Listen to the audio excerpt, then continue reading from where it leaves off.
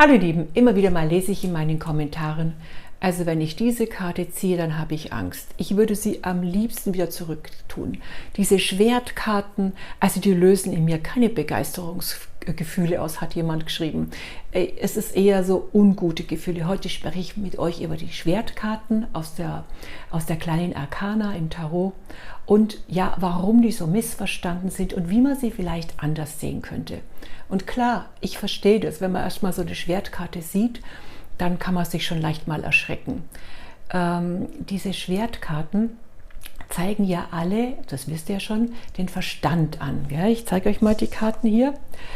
Die Kräfte unseres Verstandes. Die Schwerter allgemein stehen für die Kräfte des Verstandes. Das heißt also für unsere Gedanken, unsere Überzeugungen, unsere Entscheidungen, unsere Wahrheit, unsere Klarheit. Ja, und eben auch für unsere Zweifel, unsere Grübeln und unsere inneren Konflikte. Okay, so, nehmen wir mal hier das Ass der Schwerter. Also nur als Stellvertreter für die Schwerter. Dann sehen wir ein Schwert und ihr wisst, ein Schwert, das kann verletzen, das kann trennen, das kann scharf sein. Aber ein Schwert kann auch etwas befreien, es kann einen Knoten durchschlagen, es kann Klarheit schaffen, es kann Wahrheit von Illusion unterscheiden. Okay? Und deswegen sind Schwertkarten oft so schmerzhaft, weil sie sozusagen ja, uns eine Klarheit bringen, eine Wahrheit bringen, die wir vielleicht noch nicht bislang verstanden haben und das uns dann irgendwo auch wehtut. Wisst ihr, es ist so, wenn die Schwertkarten alleine regieren in deinem Leben, also wenn du nur vom Verstand her arbeiten würdest, ne, dann wäre das nicht so toll, weil du würdest praktisch kalt werden, du würdest hart werden, weil du kein Mitgefühl hättest, weil du dein Herz nicht mit einbeziehen würdest in deine Überlegungen und wie du dein Leben mit deinen Mitmenschen gestaltest. Gut. Genauso ist es aber auch schwierig, wenn ich jetzt nur nach meinem Herz gehe. Man sagt zwar immer, folge deinem Herzen, das stimmt schon, das ist schon richtig, aber dazu brauchst du ein klares und ein reines Herz. Und oft sind unsere Herzen ja programmiert, haben Schutzmauern, hat Projektionen, hat Prägungen, hat Ängste, ja. Und dann folge ich nicht meiner Intuition, sondern meinen Ängsten oder meinen überschwänglichen Gefühlen. Und meiner Meinung nach ist es am besten, wenn Herz und Kopf zusammenarbeiten. Und zwar ungefähr so, das Herz gibt die Richtung vor und der Kopf, der Verstand findet den Weg. Und darum geht es eigentlich auch in diesen Schwertkarten. Es geht um die Gedanken, wann die zu viel sind und wann sie vielleicht eine Wahrheit bringen. Und das ist ganz wichtig zu verstehen, nicht all unsere Gedanken sind die Wahrheit. Lass uns mal ein paar Beispiele machen. So. Fangen wir mal an mit dieser Karte 3 Schwerter, schmerzhafte Ernüchterung heißt die. Und wir sehen den Moment, wo praktisch in unser Herz eine schmerzhafte Ernüchterung kommt, das ist hier das Gehirn, ja, das sozusagen dem Herzen sagt, das Gehirn, wir haben uns geirrt. Wir haben etwas Falsches angenommen und das stimmt gar nicht. Also die Beziehung ist nicht mehr stimmig und die Wahrheit ist, es ist ein großer Kummer, ja, oder eine Vorstellung entspricht nicht mehr uns der Wirklichkeit. Und ja, das tut sehr weh, wenn man eine schmerzhafte Ernüchterung hat, also wenn man etwas anderes gedacht hat, als es ist, und dann bleibt man zurück mit einem ja, schmerzenden Herzen, ja. Aber eigentlich bedeutet die 3 Schwerter, schau, sei ehrlich, schau hin. Dann kann Heilung kommen. Heilung kann nur dort beginnen, wo wir bereit sind, hinzuschauen. Okay? Eine andere Karte ist die 8 Schwerter. Die heißt bei mir Unfreiheit und wir sehen ein Herz, das hier gebunden ist in einem Metallkäfig. Und dieser Metallkäfig steht für unsere Gedanken, also für unseren Verstand. Ja?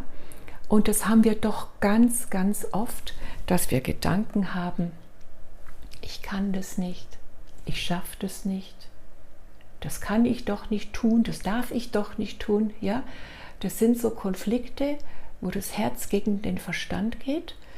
Das Herz will eigentlich eine größere Freiheit haben und der Verstand sagt, nee, das geht aber nicht. Und dann fordert uns doch die Karte raus, zu überprüfen, wo mache ich mir ein Gedankengefängnis? Guck mal, das ist ja wie so ein Gefängnis, ja? Und ich glaube meinen eigenen Gedanken, aber im übertragenen Sinn heißt es, prüfe, ist das, was du da glaubst, wirklich die Wahrheit? Oder ist es eine uralte Geschichte, die ich mir immer und immer wieder erzählt habe und langsam schon angefangen habe, die zu glauben? Ja, die Grenzen liegen oft nicht im Außen. Die Grenzen ist ganz oft unser Denken. Wir beschränken uns so sehr mit unserem Denken. Wir könnten viel freier sein. Und das sagt diese Karte. Ja, noch so eine Schwertkarte, die sehr gefürchtet ist und die wir alle kennen. Ich denke, jeder hat schon mal das Thema mit den 9 Schwertern gehabt. Albtraum. Ne? Also Albtraum ist sehr belastend. Schlaflose Nächte, kreisende Gedanken, Sorgen, die einfach nicht zur Ruhe kommen. Und wenn du das schon mal erlebt hast, dann weißt du, wie erschöpfend das ist. Und du weißt aber auch, welche Macht unser Verstand entwickeln kann, wenn wir ihm die Führung vollständig überlassen. Wisst ihr, wenn wir uns in einem Albtraum befinden, dann ist es so, dass auch unser Verstand uns die schlimmsten Szenarien vorspielt. Er erzeugt in unserem Kopf die größten Ängste. Er erklärt dir, was alles passieren könnte und wie schlimm alles ist, ja. Aber Angst ist keine Vorhersage. Also manchmal wird schon vieles leichter mit dieser Karte, wenn ich mal überprüfe, was ist die Wirklichkeit und was sind meine Befürchtungen. Okay? Also man kann diese Schwertkarten vielleicht so sehen. Die wollen uns nicht erschrecken. Nicht eine einzige Karte im Tarot will uns irgendwie erschrecken. Meiner Meinung nach gibt es auch keine negativen oder positiven Karten, sondern es gibt Karten, die uns angenehmer erscheinen und andere Karten, die uns mehr herausfordern. Ich zeige es euch mal nochmal. Ja, aber die Schwertkarten speziell, die sind dazu da, klarer zu sehen. Also wirklich unseren Verstand in positiver Art und Weise zu nutzen. Ne? Also nicht in Gedankenkreisläufen und alles den Gedanken glauben. Positiv nutzen bedeutet für mich, diese Urteilsfähigkeit zu haben, das auch, ich zeige es euch nochmal, das Ass der Schwerter anzeigt. Ja? Das Schwertass zeigt uns an, jetzt gibt es eine Möglichkeit, ein klares Urteil zu treffen. Ein Urteil, das einer höheren Wahrheit entspricht. Ja? Und jede einzelne Schwertkarte möchte uns eigentlich wie alle anderen Karten auch näher zu uns führen. Also die Schwertkarten sind vielleicht nicht die härtesten Karten im Tarot, sondern sie gehören zu den ehrlichsten. Ne? Sie zeigen uns nicht, wer wir sind, sondern sie zeigen uns auch, was wir gerade denken.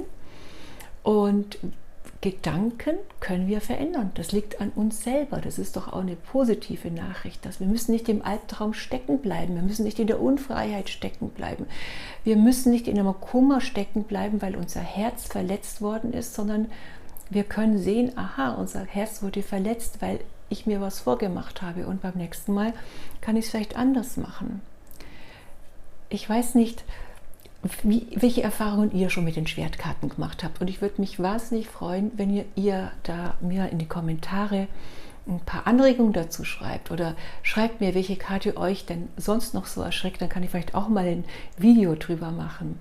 Mir ist es wichtig, einen bewussten Umgang mit den Tarotkarten zu vermitteln.